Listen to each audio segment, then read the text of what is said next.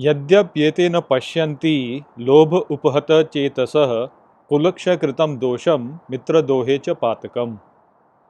Hello friends, this is the 38th shlok of the first chapter of Bhagavad Gita, and in today's video we will understand this shlok in detail. So let's first understand its meaning. So the shlok says Yadhyapyete na pashyanti, which means although they are not able to see Lobha Uphata Chetasah, which means in their consciousness the destruction coming from their greed. Kulukshay Kritam Dosham, which means the fault of causing the destruction of the family. Mitra Drohe Cha, which means and opposing their friends. Patakam, which means they have fallen.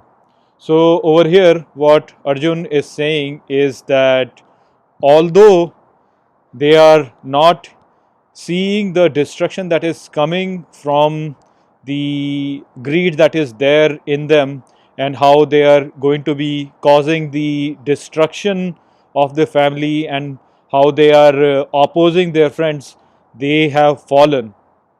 So over here Arjun is pointing towards the Kauravas and he's saying that although the Kauravas cannot see that with this war they are causing the destruction of the family or they are opposing their own friends, and in this process they have actually fallen because they are not able to see their greed. Now in the next slok then Arjun will say that we should see this. That's what Arjun is going to say, and we'll discuss more about that in tomorrow's video.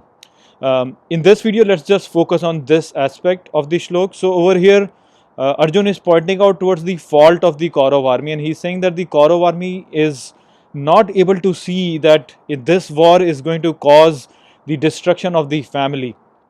Now if you are familiar with Mahabharata, then you can clearly see that Duryodhan and his brothers over there, they definitely are possessed by greed, and they are not able to see the consequences of their greed.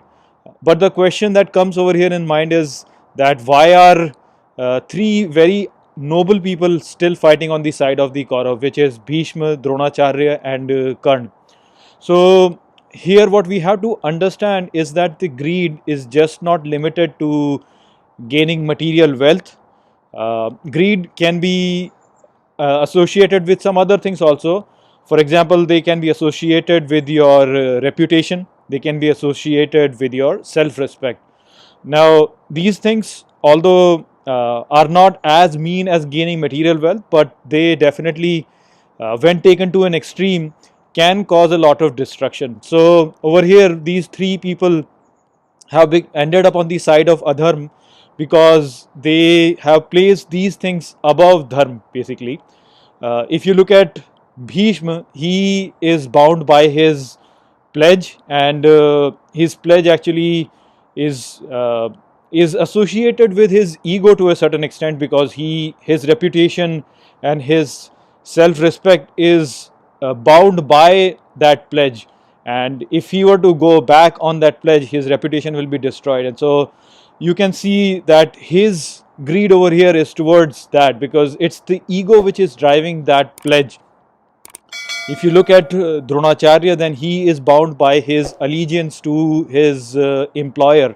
He has been employed with the Kuru kingdom for a very long time, and so he has an allegiance towards the kingdom, and so that's why he is fighting from that side. So then again, this shows his own personal association. He is not able to see the dharma over here. He again is looking at his reputation because he is showing his allegiance towards the employer which has employed him. If you look at Karn, then Karn is under the, you can say, favor. He has received a lot of favor from Duryodhan.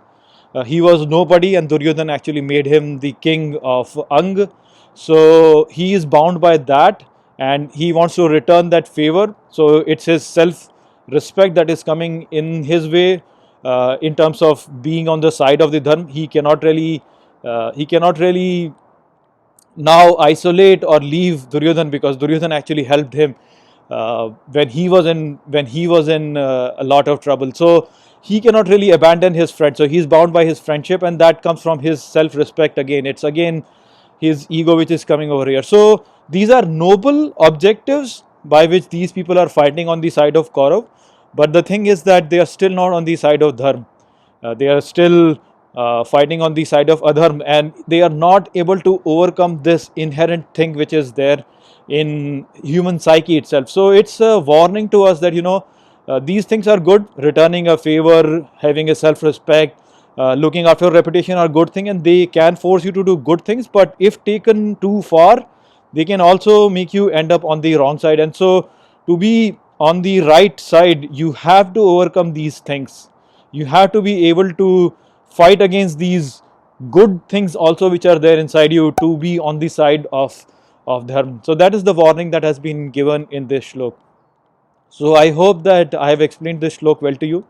With that, I'll close this video. I'll see you all in the next video. Take care.